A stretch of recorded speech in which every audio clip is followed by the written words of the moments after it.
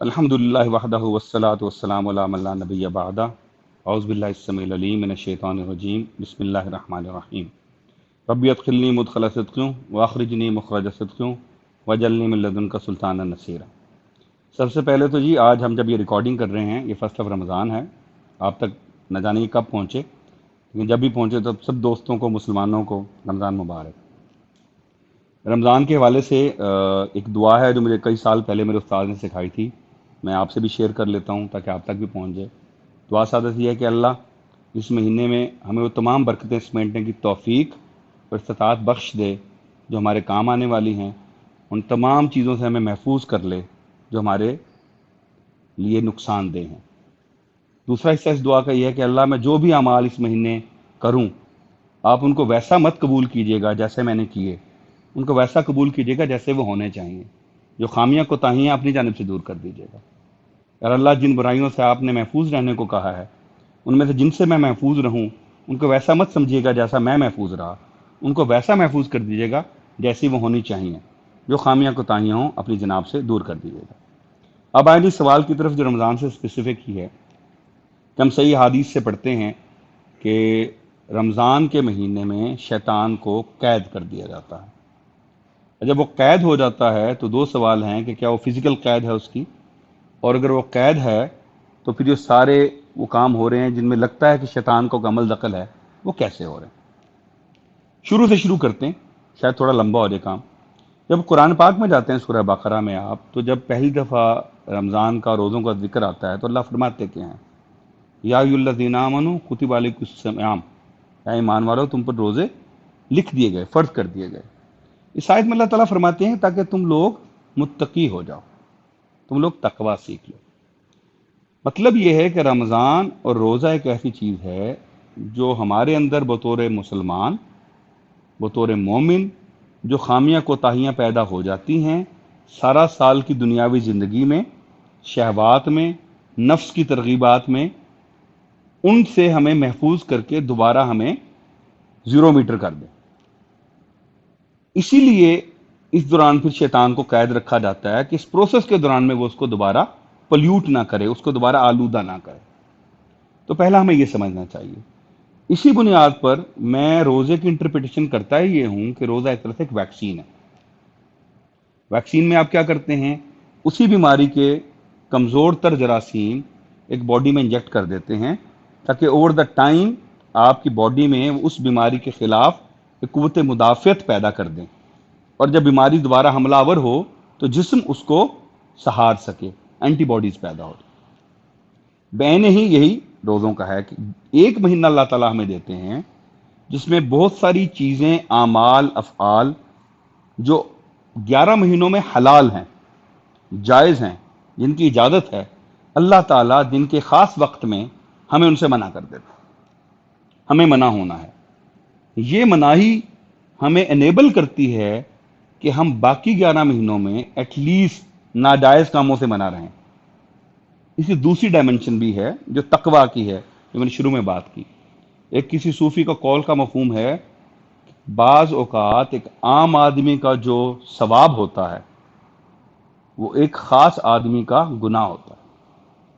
کچھ چیزیں ایسی ہوتی ہیں جو جائز ہیں لیکن ان سے رکنا بھی آپ کو کچھ مدارج عطا کرتا ہے۔ میں صرف ایک مثال دوں گا تاکہ لوگ اوور کمپلیکیٹ نہ کریں۔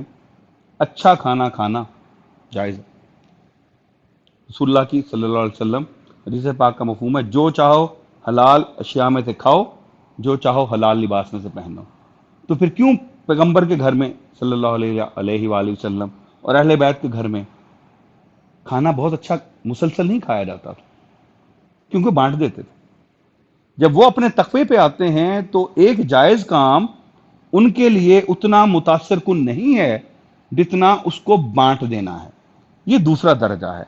رمضان سے اگر آپ چاہیں تو یہ فائدہ بھی اٹھا سکتے ہیں کہ جب آپ ایک مہینے کچھ جائز کاموں سے بعد آ گئے ہیں تو سارا سال، پھر ساری زندگی، وہ تمام جائز کام جو نفس کو موٹا کرتے ہیں، جو نفس کو شہوات کی طرف متوجہ کرتے ہیں، ان سے تدریجاً یعنی سلولی اینڈ گریجولی آپ دھیرے دھیرے پیچھے ہٹتے چلے جائیں۔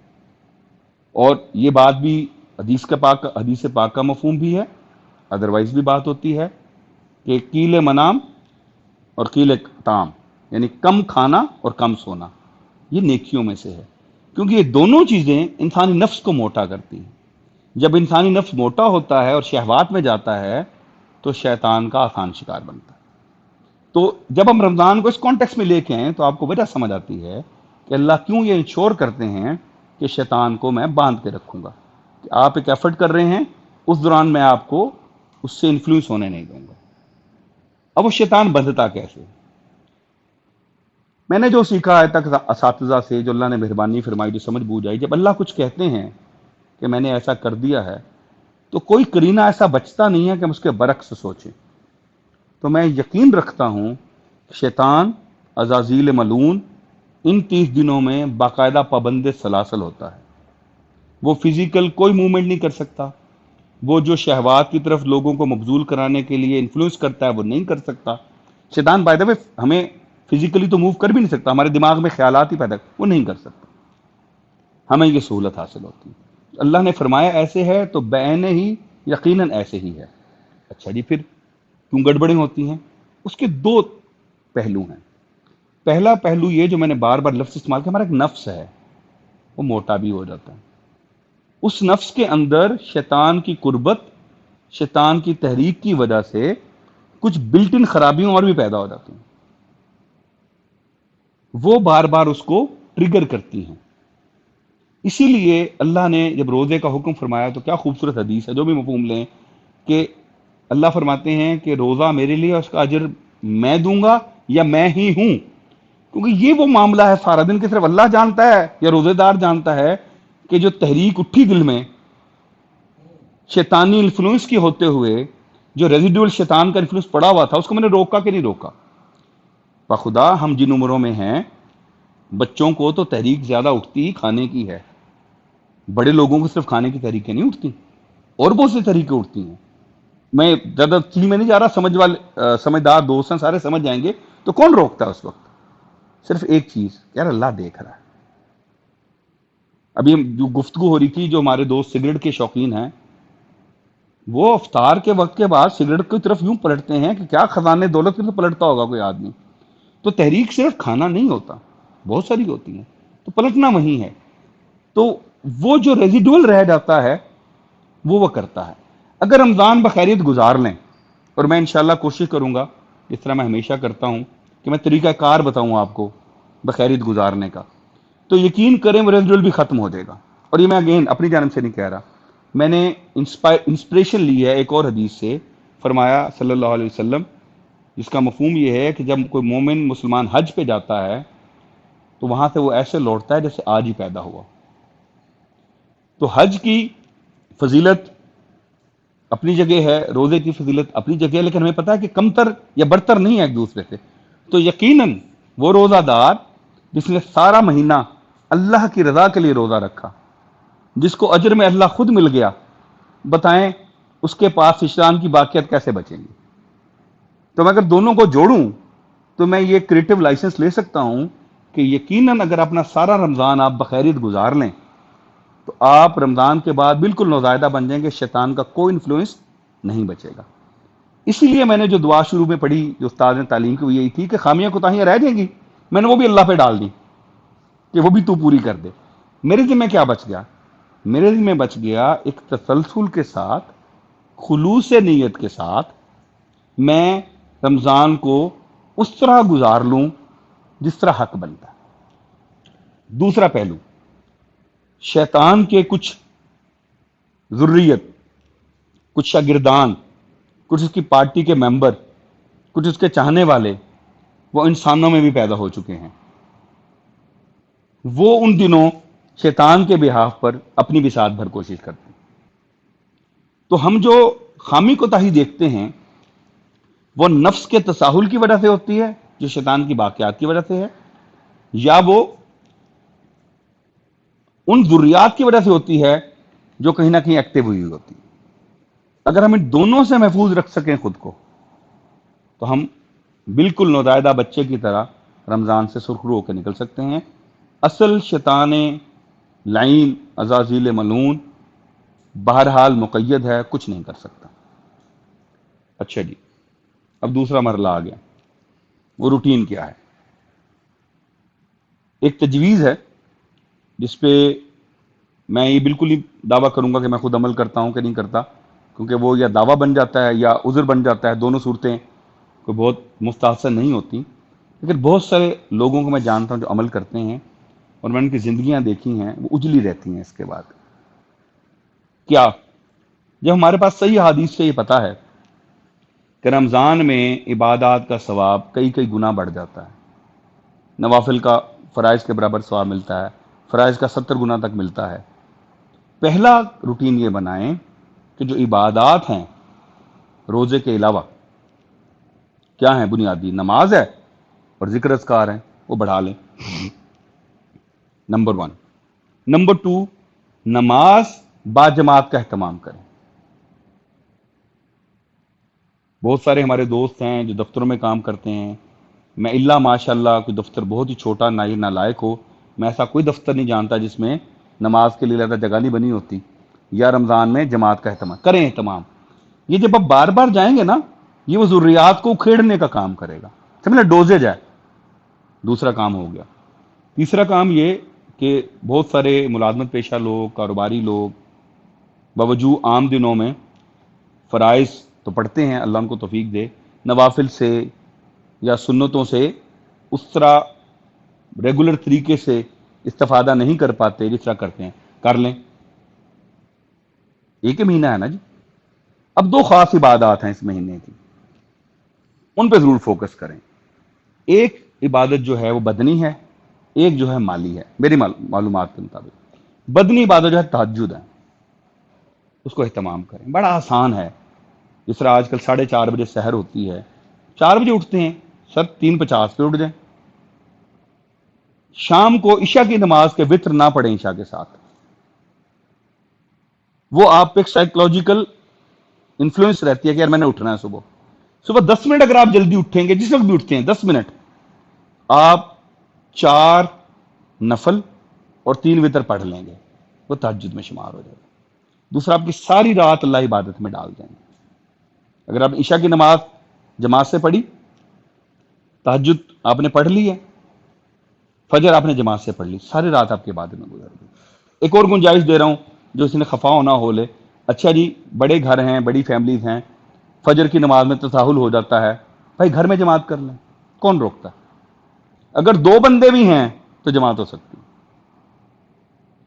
یہ ایک طریقہ بنائیں، یہ انشاءاللہ آپ کو شیطان سے رمضان میں محفوظ رکھے گا، ضروریات سے، رمضان کے بعد بھی شیطان کے حملے آپ پہ یہ کمتر کرتا چلا جائے گا۔ دوسرا، آپ کو ایک خاص قسم کا اطمینان آئے گا عبادات میں۔ تہجد وقت ایسا ہوتا ہے جب سگنل زیادہ تگڑے آ رہے ہوتے ہیں، ذہن خالی ہوتا ہے، اسے تہجد کی نماز کی بہت بہت زیادہ اہمیت بیان کی گئی ہے۔ اب ایک اور زیادہ بحث ہے تراویح اور تہجد والی، اس میں میں نہیں پڑھ رہا، مولانا اسحاق صاحب اس پہ بہت گفتگو کر چکے ہیں، میرے خیال میں نہ میرے پاس ان جتنا علم ہے، نہ ان جتنا زور بیاں ہے، تو انہوں نے جو فرما دیا اس کے بعد میرے کہنے کی ضرورت نہیں ہے کچھ۔ دوسری جو بدنی، یہ تھی بدنی عبادت۔ مالی عبادت کیا ہے؟ افطار کرائیں لوگوں کو۔ کتنی خوبصورت حدیث کا مفہوم ہے کہ جب آپ کسی روزہ دار کو افطار کرتے ہیں، افطار کرانے والے کو اتنا ہی ثواب ملتا ہے جتنا روزہ دار کو ملا، اور روزہ دار کا ثواب بھی کم نہیں ہوتا۔ افطار کرائیں لوگوں کو، جو مناسب ہو، جتنا مناسب ہو۔ پھر دوسری حدیث پاک جوڑ لیں صلی اللہ علیہ وسلم، اللہ کو وہ عمل پسند ہیں جو بے شک کم ہوں لیکن مسلسل ہوں۔ تو بھائی بے شک روز ایک بندے کو کرائیں روز۔ ہم جس طرح کے ماحول میں رہتے ہیں، دفتروں کے گارڈز ہیں، گھروں کے ملازمین ہیں، سوسائٹیز کے گارڈز ہیں، سڑک پہ کھڑے ہوئے لوگ ہیں، کروا دیں ان کو، یہ ضرور کریں۔ یہ دونوں معاملات جو ہیں، یہ آپ کے، جو میں نے پہلی گفتگو میں کہا، نفس کو موٹا کر دیتے ہیں، یہ نفس کو آپ کو قابو میں رکھیں گے۔ آپ کا نفس ان دنوں بھی جو باقیات ہیں ان کے انفلوئنس میں کم آئے گا، اور بعد میں انشاءاللہ کم آئے گا۔ جب یہ روٹین آپ بنا لیں، اب دیکھیں آپ نے تہجد پڑھی ہے، فجر پڑھی ہے، جس طرح آج کل کا وقت ہے، اگر 4:30 بجے 5 بجے بند ہو جاتا ہے، آپ سو سکتے ہیں دوبارہ اگر آپ نے سونا ہو، کوئی مسئلہ نہیں ہے. ٹھیک، پھر آپ نے دفتر کا کام وام کیا، پھر ہم نے ظہر پڑھی، پھر عصر پڑھی، پھر مغرب پڑھی، پھر عشاء پڑھی. جب آپ اتنی دفعہ اپنے شیطان کے سرکمٹینشل انوائرمنٹ سے نکل کر اللہ کی محفوظ پناہ گاہ میں چلے گئے، اب وہ آپ کا کچھ نہیں کر سکتے. اور یہ بھی کام ہے آپ جب 29 دن اور 30 دن مسلسل کریں گے اور اس نیت کے ساتھ کریں گے کہ میں اپنی کوشش کر رہا ہوں، جو خامی کوتاہی پروردگار آپ نے پوری کرنی ہے اور مجھے اس کے بعد بھی قائم رکھنا. میں آپ کو پورے یقین سے کہہ رہا ہوں، آپ رمضان کے بعد والے دنوں میں خود محسوس کریں گے کہ آپ ایک نسبتاً اجلے آدمی ہیں. جب آپ کرتے چلے جائیں گے تو آپ کو اجلا پن بڑھتا چلا جائے گا. اللہ ہماری کوشش کو کامیاب کرے، ہماری توفیق کو بڑھا دے، ہماری مدد کرے، اور سب کچھ کو کرنے کے باوجود ہم چونکہ انسان ہیں، نالائق پائے گئے ہیں، خامیاں کوتاہیاں اپنی جناب سے ضرور کر دے. اللہم صلی علی محمد وعلی آل محمد وما علینا الا البلاغ المبین.